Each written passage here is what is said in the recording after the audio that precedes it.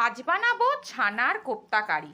হঠাৎই একটু খেতে ইচ্ছে করলো, তাই জন্য ছানাটাকে একটু লঙ্কা, জিরে বাটা, একটু আদা এইসব দিয়ে মেখে দিলাম, আর সামান্য একটু ময়দা দিয়েছি। দিয়ে এরকম এরকম ছোট্ট ছোট্ট বল করে করে ভাজবো।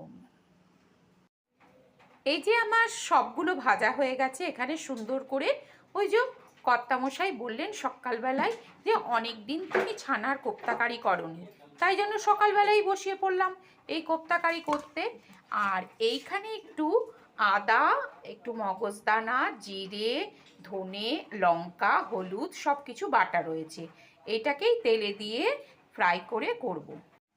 মশলাটা ভালো করে কষানো হয়ে গেলেই জল ঢেলে দিলাম, আর তারপরে আলু দিয়ে ফুটে উঠতে ছানার এই কোপ্তাগুলোকে দিয়ে ভালো করে ফুটিয়ে আর ঘি আর গরম মশলা দিয়ে নামিয়ে নিলেই হয়ে গেল ছানার কোপ্তা।